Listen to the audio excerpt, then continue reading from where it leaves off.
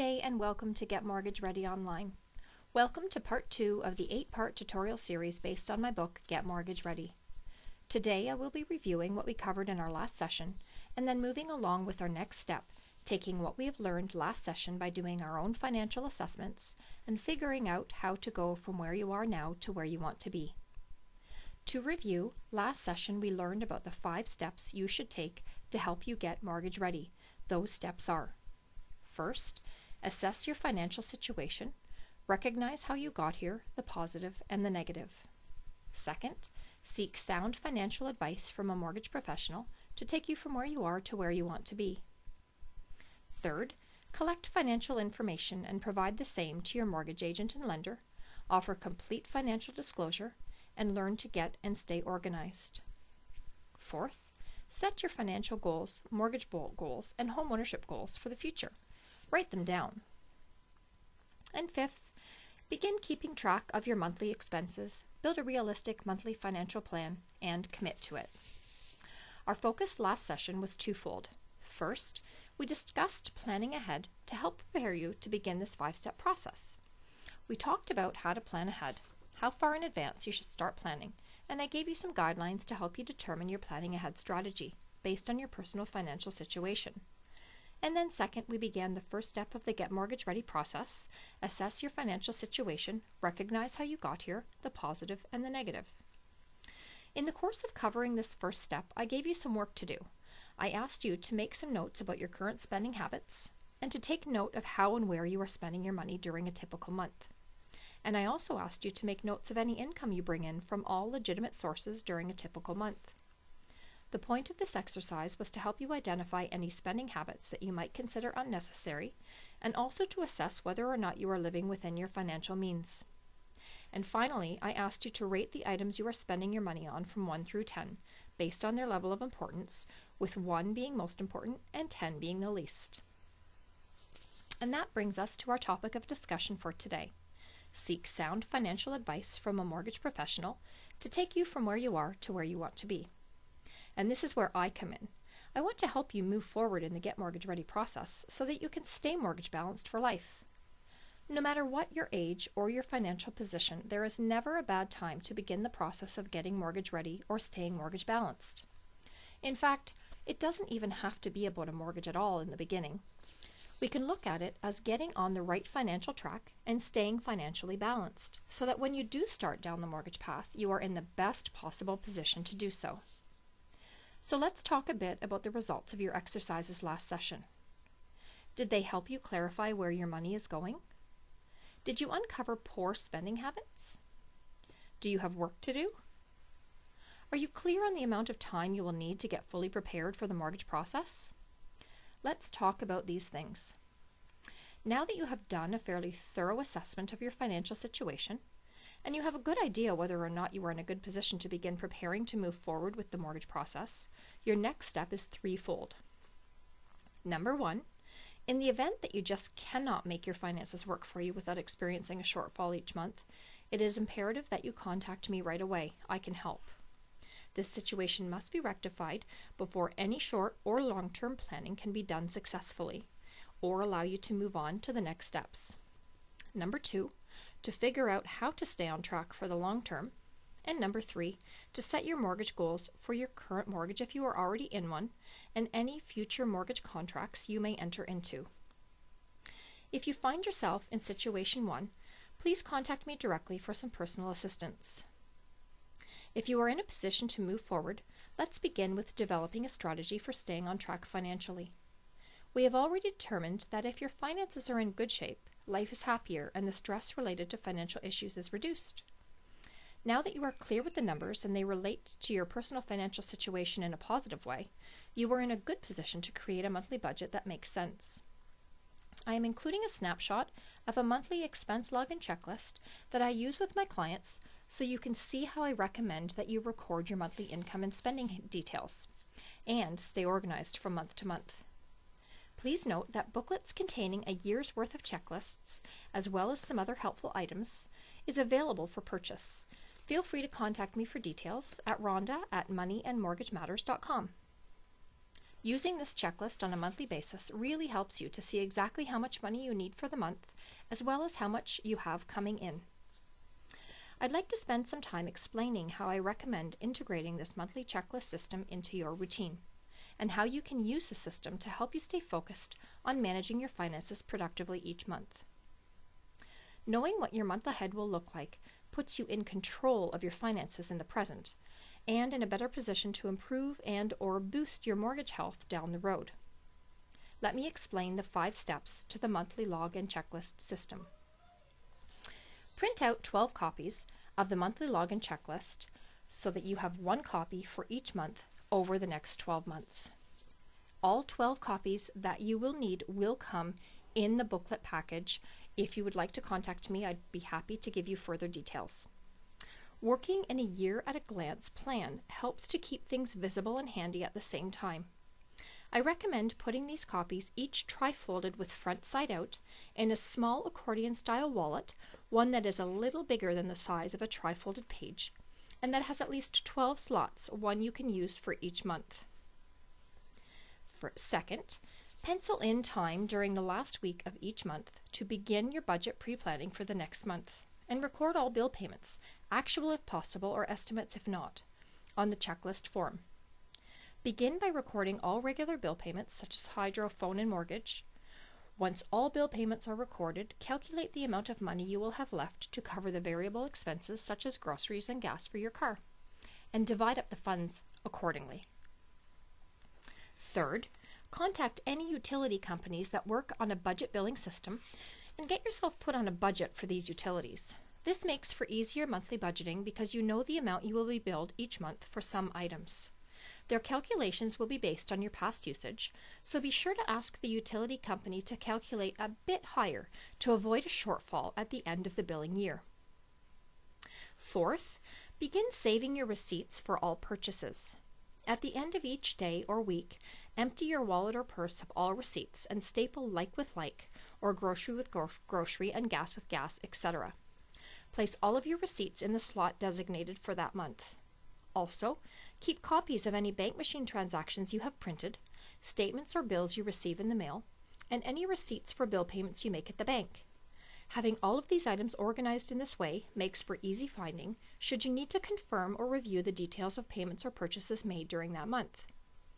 For those of you that opt out of paper billing or just don't keep paper receipts, simply record the purchases and payments made on your checklist log and be as detailed as you can for easier reference in case you need it. Remember, all of this paper can eventually be shredded and recycled. I only recommend saving receipts or statements for a limited time so that you can periodically review your spending habits and make reference to the outflow of money during the getting organized process. It can also be helpful when trying to estimate expenses for the following year, or when helping adult children plan their own budget, or if you are planning a move and need to estimate what your new expenses might be. At the end of each year, if you choose, you can shred and recycle or file with your household documents. And the fifth and final step, at the end of each month, set a bit of time aside to look over your monthly expense log and checklist, review your spending, take note of any overspending, and pay particular attention to any shortfalls. Taking regular stock of your finances in this way really does help you keep aware of how you are spending your money. Many clients I have introduced this system to have used it happily and successfully year after year. And one of the comments I hear most often about this system is that it really helps to keep them accountable with their spending. Give it a try and see for yourself. At this point, there is one scenario I would like to address. It may even be a question on your mind right now. What happens if during the course of your monthly pre-planning, you discover that you do not have enough money coming in to cover your bills and expenses? Well, this is certainly an issue, and it must be addressed. Should this happen, it is likely not something you haven't encountered before. Just because you begin working with this system does not mean your finances will fall into place, obviously. This system is designed for those who are at minimum breaking even each month, not running a shortfall each month. As I mentioned previously, if you are in a situation where you are running a shortfall each month, I encourage you to contact me directly at Rhonda@moneyandmortgagematters.com for additional advice. I can certainly help to get you on the right track. All right, now let's move along to the final part of step 2. Seek sound financial advice from a mortgage professional to take you from where you are to where you want to be.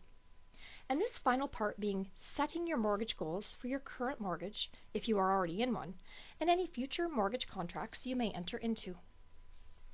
Here are a list of questions that I would like you to answer in order to work through this final step. 1. Are you currently in a mortgage or do you rent? If you are currently in a mortgage, then at this point your focus will be making sure your mortgage is working for you, not the other way around. Get your mortgage documents out and review the details. If you need any help or advice, contact me and I can help you figure it out. I offer mortgage assessments free of charge. Understanding your mortgage better will help you to make your mortgage work better for you on a go-forward basis. If you are currently a renter, think about how much better your money would be working for you if it was going towards equity in your home instead of into a landlord's pocket. If you are considering home ownership in the near future, I'd love to help you determine your best plan of action.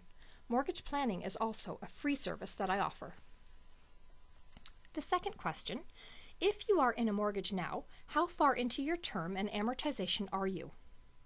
If you rent, when do you anticipate beginning to transition into home ownership? Take a look at your mortgage documents to determine how much money you have paid towards your mortgage principal to date. Don't be shocked if the amount is less than that which you've paid in interest, because this is often the case for the first few years of a mortgage. Specifically look for the prepayment terms of your mortgage agreement, because this is an option that I highly recommend if you can take advantage of it. Prepayment options are simply an extra amount that you can apply to your mortgage that goes directly towards the principal, and thus allows you to pay down your mortgage faster than originally planned. If you are a renter, start educating yourself on the elements of mortgage agreements now, so you are better prepared for your own mortgage process when the time comes. Question 3. If you are in a mortgage now, and you have determined how much you have paid down towards your mortgage principal to date, figure out how much you still owe on your mortgage and how long is left on your mortgage agreement. What is the current value of your home? If you are renting, do you have funds saved for a down payment on a home yet? Take a look at your budget and see if there is any room in it to round up your payments, provided that prepayments are an option in your mortgage, or switch payments to bi-weekly instead of monthly so that you can pay down your principal a little quicker. Every extra dollar you pay down on your mortgage can mean a shorter time to pay it off. For example, if you start out with a 25-year amortization and pay monthly without prepayments, you can expect your mortgage to be paid off in 25 years. But if you switch your payments to biweekly payments on an accelerated basis, in some cases you could actually pay your mortgage off in as few as 19 years. That's a 6-year savings in amortization time. If you are currently renting, have you found room in your budget to contribute to a savings account? If not, consider trying to do so, because when you are ready to transition into homeownership, you will need at least 5% down on a home plus legal fees and land transfer taxes.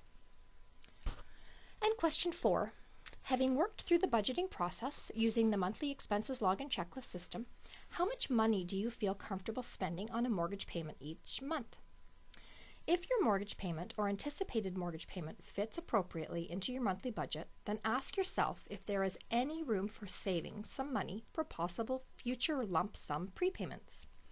If there isn't, try looking at your budget with a fresh set of eyes to find areas you can reduce spending to allow for such a savings plan. If there is, create a new monthly payment called mortgage savings and treat this payment as you would any other bill, and don't miss any. You will thank yourself when you pay your mortgage off sooner than planned or have a larger than expected down payment for your new home. And finally, question 5.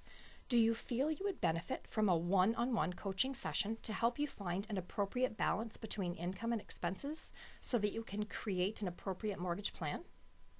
I can help with that. I offer a Budget Your Way to a Balanced Mortgage coaching session that is both affordable and effective. Please contact me for additional details. Well, that wraps up our second Get Mortgage Ready online tutorial, and I'd like to thank you very much for joining me today. Be sure to keep the work you completed today handy for future reference, as we may refer back to it in a future tutorial. Next time, we will be moving on to Step 3 of Get Mortgage Ready: collect financial information and provide the same to your mortgage agent and lender, offer complete financial disclosure, and learn to get and stay organized. This tutorial is packed with information on beginning the mortgage application process and everything you need to know to do to be a successful mortgage applicant. I'd like to thank Sarah Parsons for the beautiful artwork I used as background for this tutorial.